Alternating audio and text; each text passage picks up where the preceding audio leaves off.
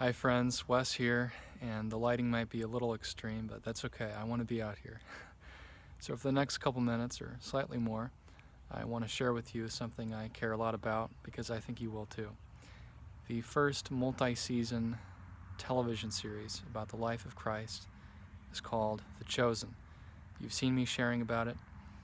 It is a monumental, masterful piece of speculative history through the lens of faith.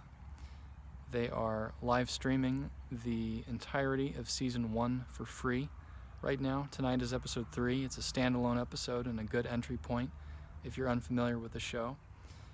And I had the privilege of being a part of it last year, and I'd like to describe some of that to you. But first of all,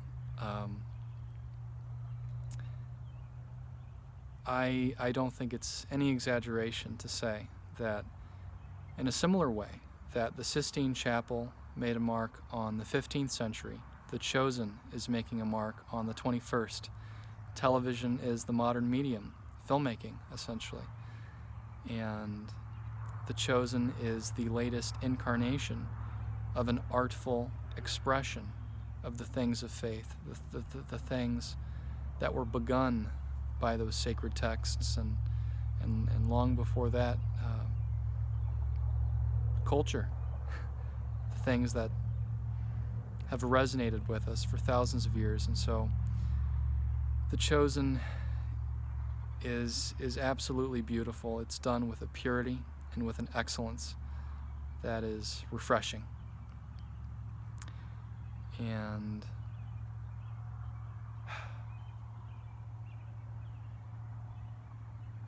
it explores things like what may have conversations been like between the disciples amongst themselves as they were trying to determine who Jesus was and what he was all about and what it meant for them. And people like Nicodemus, the religious leader, conversations he'd have behind his wife and just getting behind the veil, the curtain of things and peering deeper into these characters, these figures.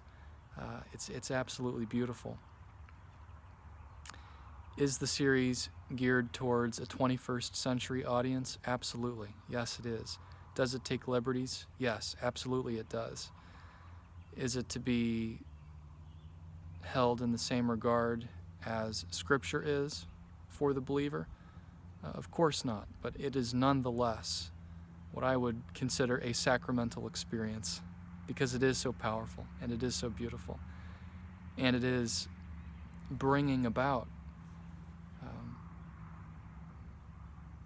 the same power that is for us to partake in Scripture.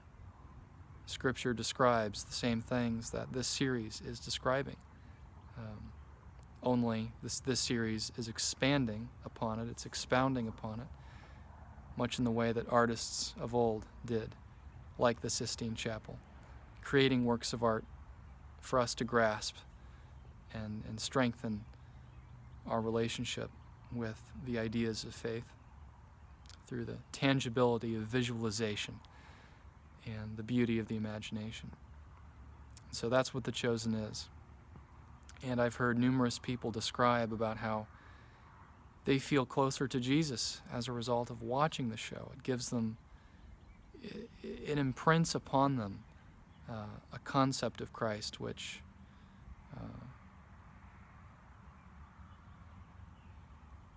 for a lot of people is more elusive. And therein lies, part of the impact, the resonance of this series, exploring the humanity that Christ carried alongside his divinity, how he contained the vulnerability of a thumping heartbeat while also containing all the potential beyond the stars. And the series is being made by very, very lovely people. It's being made with the same faith that it is depicting. the stories of the making of the show are miraculous. They have raised the funds entirely outside of the Hollywood system. They raised over $10 million for season 1. They had to inspire people to give so that they could make it. And when you see the show, it's no wonder why. And it's no wonder why they've been successful, that is. They're currently raising money for season 2. And I had the privilege of being a part of the filming of the season finale last summer in Texas. I served in the capacity of a production assistant under that grueling Texas heat. It was a grueling task, but I was also given a lot of freedom to roam around and have conversations with anybody I wanted to, and I pretty much had the freedom to do whatever I wanted, but for a few occasions where I was asked to do something, and of course I looked for ways to make myself useful as well, but I also made use of that time to just meet people and have conversations and learn. And I met the director of the series, the writer, one of the writers, the producer, the director, the overall Renaissance man spearheading the project. His name is Dallas Jenkins, and I met him early last year while he was still getting things going.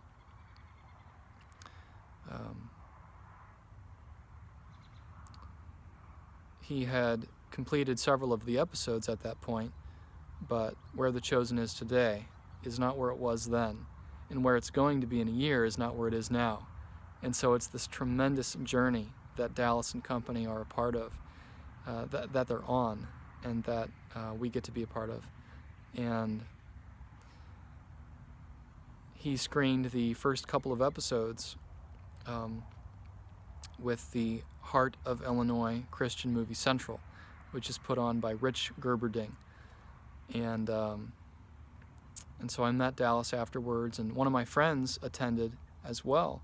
I didn't know she was going to be there, but afterwards she approached Dallas and said some very kind things about me. She had just attended the screening of Space Prairie, the film that I've been working on for a very long time, and she says, this young man is wonderful and he could be an actor for you.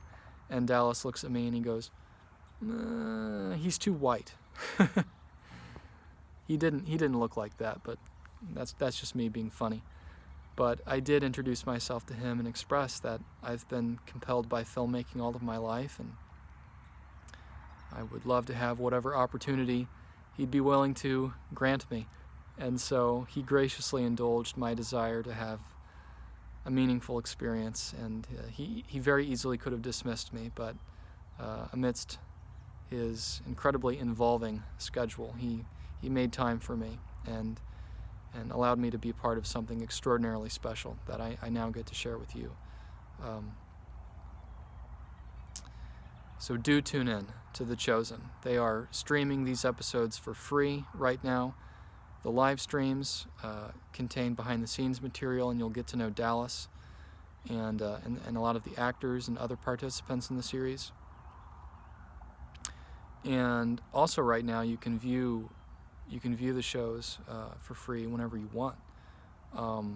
Again, another profound thing that they're able to do because of the very cutting-edge manner in which they're doing this. It's amazing how so many of the attributes of faith and of what it is to be a Christian are accompanying how they're producing it. For instance, a theme in Christianity is it is more blessed to give than to receive. And of course, if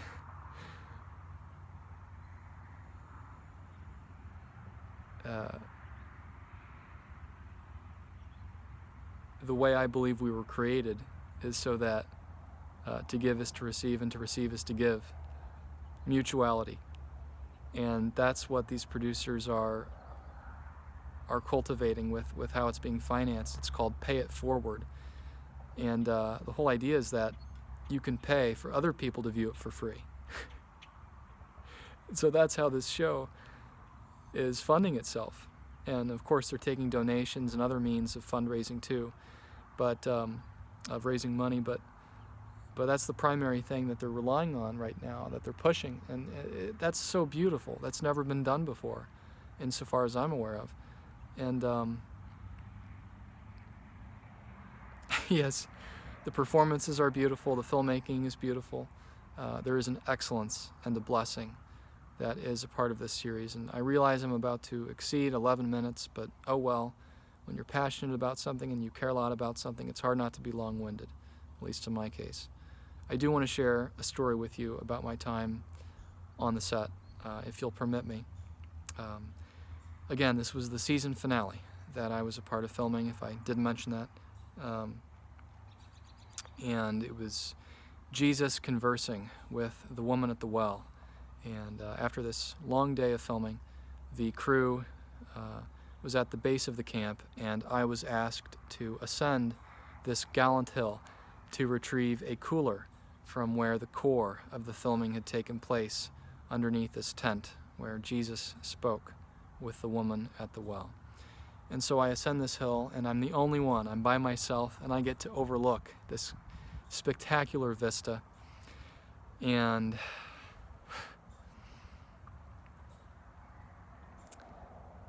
what then ensued was very powerful. I felt this holiness, this presence, this love, the majesty that I can only describe as the presence of God, the presence of Christ. I was met there.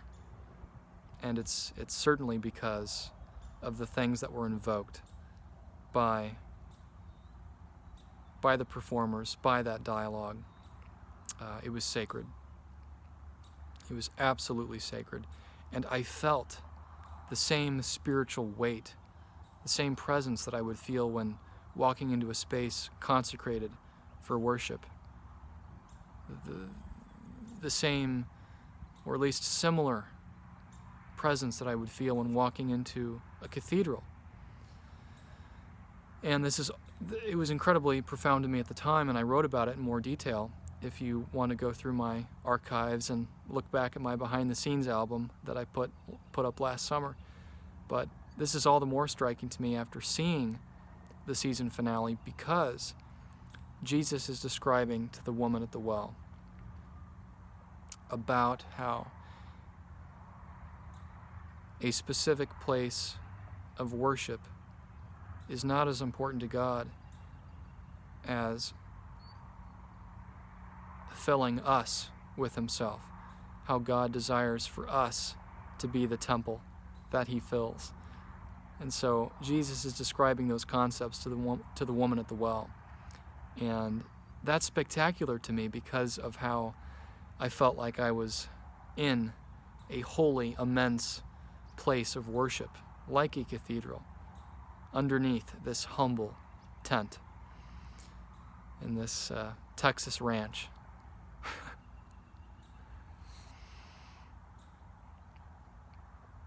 It was very special, and it's a very special series, and I encourage you to be a part of it, to stream these episodes while they're being offered, and to contribute to the series if you feel led to. And it's a great time to be alive. And Dallas Jenkins, if you don't know, he's the son of the co-author of the Left Behind books, Jerry Jenkins. And I like to think that what Dallas's father wrote about, if you don't know, the Left Behind series deals with tumultuous events and biblical prophecy. And I like to think that what Dallas's father wrote about cannot take place until what Dallas is doing is completed, until they reach that 7th or 8th season, as they plan and hope to, because it is, again, beautiful. And you can view it at thechosen.tv. It also is its own app, and I've never heard of a television series having its own app, if I haven't mentioned that already. So I'm very grateful to Dallas and to all the lovely people that I met on that set who gave me such a profound experience. And I'm all the more thankful to have this series to view and to be alive to witness it. And so I want to pass those things along. Thanks for viewing. If you've gotten through this whole thing, God bless you. But I think you'll be all the more blessed for seeing The Chosen. So take care.